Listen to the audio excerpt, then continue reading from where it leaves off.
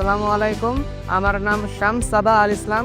আমি 2024-25 শিক্ষাবর্ষে ঢাকা বিশ্ববিদ্যালয় ভর্তি পরীক্ষায় ক্ষয় ইউনিটে তৃতীয় স্থান অধিকার করেছি। সত্যি কথা বলতে রেজাল্ট পাওয়ার পরে আমার অনুভূতি বলতে আনন্দিত অবশ্যই হয়েছিলাম, তবে খুব বেশি বিস্মিত হইনি। কেননা পরীক্ষা দেওয়ার পরে আমি বুঝতে পেরেছিলাম যে শীর্ষস্থানীয়দের মধ্যে যদি নাও থাকে তাহলেও অবশ্যই এমন একটা পজিশন আমার আসবে যেখান থেকে আমি নিজের পছন্দ মতো যে কোনো একটি বিষয় বেছে নেওয়ার সুযোগ পাবো। সে কারণে খুব বেশি বিস্মিত আমি হইনি, তবে অবশ্যই আনন্দিত হয়েছিলাম।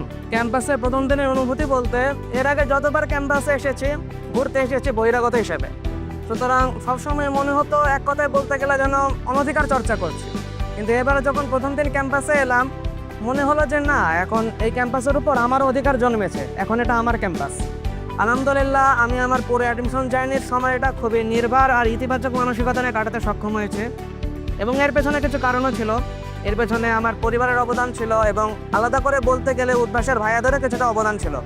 ভাইয়েরা ক্লাসে বারবার আমাদের স্মরণ করিয়ে দিতেন যে অ্যাডমিশন জার্নির এই সময়টা যেমনই কাটুক না কেন সেটা বিবেচ্য না, বরং তুমি মূল পরীক্ষার দিন তোমার সর্বোচ্চটা দিয়ে আসতে পারছো কিনা সেটাই বিবেচ্য।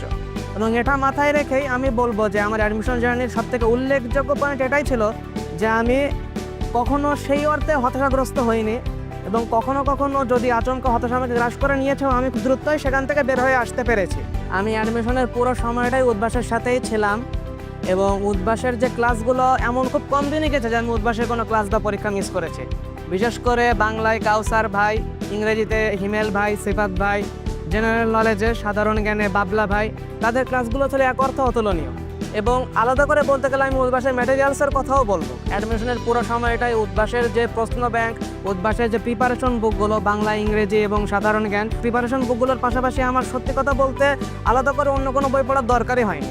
এ কারণে আমি অন্তর থেকে বলবো যে আমার অ্যাডমিশন জার্নিতে এই যে সফলতা, এই সফলতার একটা বড় অংশে কৃতজ্ঞতা উদ্ভাসের প্রাপ্য। অনুজদের প্রতি আমার প্রথম পরামর্শ থাকবে যে এখন যেহেতু বোর্ড পরীক্ষা চলছে, বোর্ড পরীক্ষা শেষ না হওয়ার আগ পর্যন্ত অ্যাডমিশন নিয়ে খুব বেশি ব্যতিব্যস্ত না হওয়া, বরং আমার পরামর্শ থাকবে বোর্ড পরীক্ষাটা শেষ হওয়ার পরপর পুরো দমে অ্যাডমিশনের প্রিপারেশনে লেগে পড়ার।